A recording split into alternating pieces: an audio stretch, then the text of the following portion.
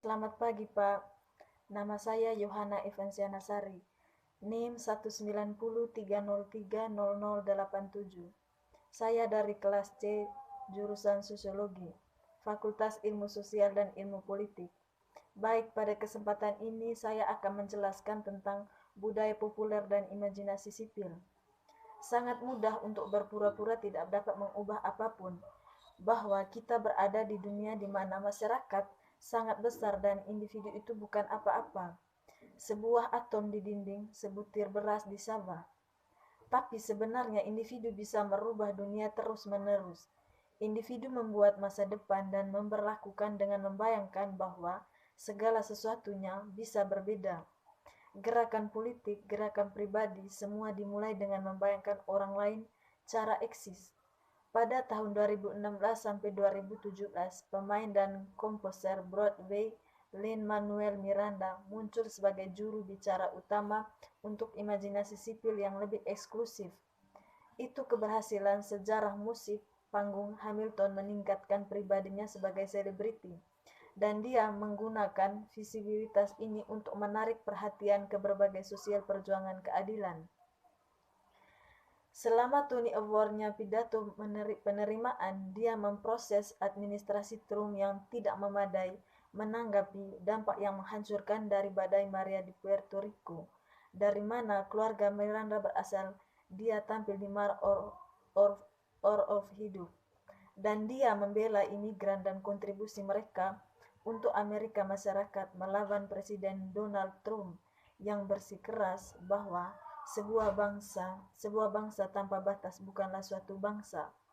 Kalimat Hamilton, imigran kita mendapatkan pekerjaan selesai seringkali menjadi momen pamer saat penonton bertepuk tangan dan meneriakkan komentar untuk mengungkapkan rasa frustasi mereka terhadap kebijakan Trump memutar kembali perlindungan yang ditawarkan kepada pemimpi atau pemuda yang berdokumen yang tiba di Amerika Serikat sebagai anak-anak, menghalangi Muslim dan memasuki negara, dan mengusulkan tembok yang akan dibangun sepanjang AS Meksiko berbatasan. Setiap ayat dari lagu yang sebagian dalam bahasa Inggris dan sebagian lagi dalam bahasa Spanyol menjelaskan perjuangan para imigran untuk mengatasi prasangka, bekerja dengan gaji rendah dan pekerjaan yang diremehkan, untuk melarikan diri dari situasi kekerasan dan untuk menempa identitas baru. Lagu ini diakhiri dengan refrain berikut. Yang pertama, lihat seberapa jauh saya denting. Dua, lihat seberapa jauh saya denting. Tiga, imigran kami menyelesaikan pekerjaan. Para imigran ditampilkan melakukan upah rendah, pekerjaan seperti menjahit bendera Amerika, memetik buah, mengemas daging, mencuci piring, menyapu lantai, dan membangun gedung. Zoom out terakhir mengungkapkan seluruh planet dilintasi oleh rel kereta api, masing-masing berisi gerbong massa yang berkumpul untuk mencari kehidupan yang lebih baik di tempat lain. Kereta api ini merupakan suatu seperti krisis Michael Foucault tahun 1960 heteropia, ruang tempat orang-orang yang berbeda dilemparkan bersama ke luar dari ruang dan waktu mereka sehari-hari, dan dalam akun phone call dibebaskan peran tetap.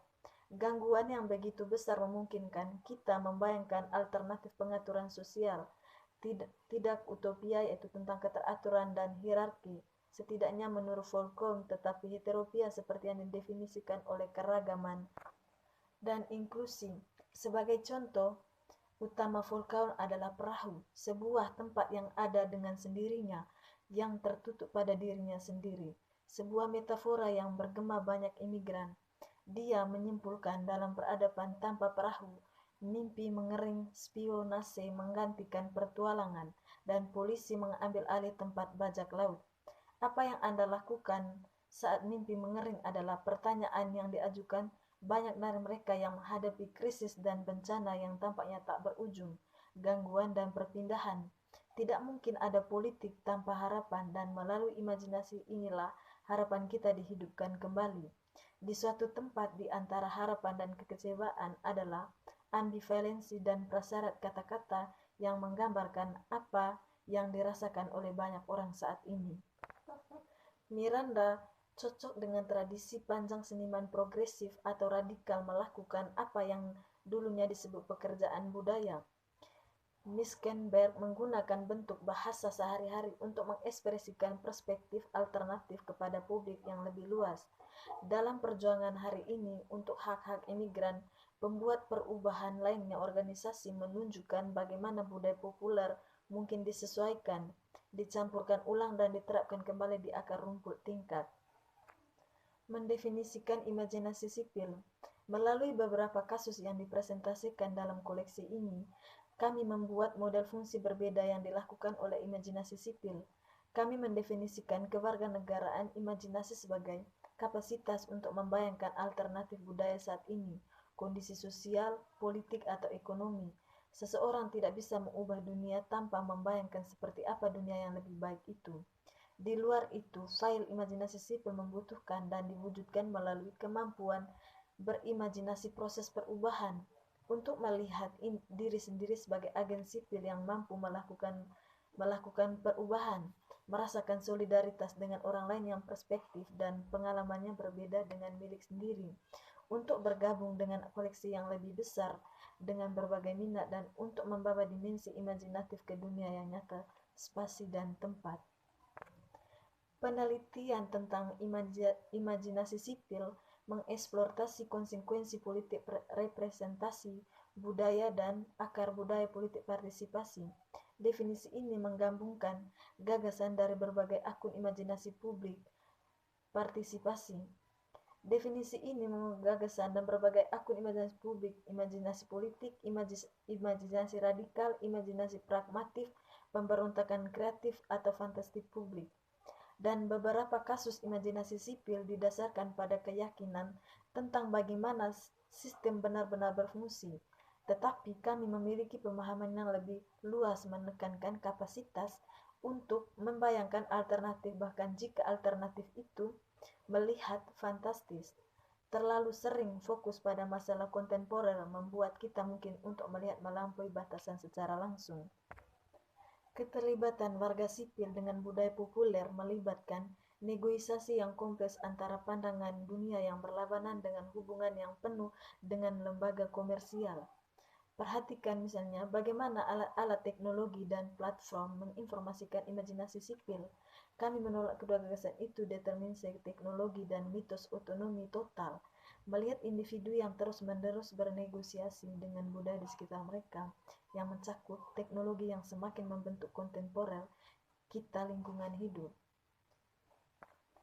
Dengan cara itu, hashtag Twitter dan belum sempurna hashtag realitas virtual seperti yang dibahas di sini adalah vektor potensial identitas pribadi mana yang dapat diuji, dan badan politik yang ditata ulang banyak pembuat perubahan mempertahankan hubungan yang penuh gairah dengan populer budaya, menggunakan kosakata budaya untuk menengahi hubungan lintas yang berbeda kelompok politik. Politik budaya populer. Terkadang ada perbedaan dibuat antara budaya massa atau budaya yang diproduksi massal, didistribusikan dan dikonsumsi, dan budaya populer yang mungkin juga mengacu pada ceruk subkultur dan bentuk rakyat yang mungkin tidak pernah mencapai daya tarik massa. Hal yang menjadi tidak merasa sendiri dalam melihat populer budaya sebagai ruang untuk mengobarkan perubahan sosial. Ini pengait lonceng pada tahun 1990. Sangat menyenangkan untuk berpikir, menulis, berbicara tentang dan menciptakan seni yang mencerminkan semangat keterlibatan dengan budaya populer. Karena ini mungkin lokasi sentra masa depan perjuangan perlawanan, tempat pertemuan, tempat baru dan kejadian radikal bisa terjadi. Host merayakan keterlibatan dengan budaya populer bahkan jika dia melihat media massa sudah jenuh dengan ideologi supremasi kulit putih. Memikirkan budaya populer sebagai sumber daya untuk perubahan sosial mengarah ke beberapa pengamatan penting. Sama pentingnya apakah Anda membuat dompet dari sutra atau telinga babi. Kualitasnya bahkan mentah juga penting. Tidak semua teks budaya populer berbicara untuk semua kelompok. Kebanyakan tindakan apropriasi bukanlah tindakan perlawanan seperti biasanya dimengerti. Dalam banyak kasus, para aktivis penggemar ini rasakan kepemilikan atas karya-karya ini dan lihat kesesuaian antara teks asli dan penyebab mereka gunakan. Aliansi Harry Potter biasa menggunakan dunia fantastis dengan J.K. Rowling untuk advokasi hak asasi manusia, karena dari sejarah keterlibatan penulis dan Amnesty Internasional dan para pemimpin dapat menggunakan kisah Superman untuk menceritakan perjuangan mereka sendiri, diterima sebagai orang Amerika sebagian karena karakter itu diciptakan oleh imigran dan generasi dan latar belakang etnis lain. Ini tidak berarti bahwa teks semacam itu hanya dapat digunakan dalam berbicara kebenaran ini. Itu pembangunan politik revolusioner di kelaparan serial game sangat kontradiktif, seperti halnya konsep teks radikal yang dipasarkan oleh perusahaan media besar. Baik, mungkin itu saja materi yang dibawakan oleh saya pada pagi hari ini. Terima kasih.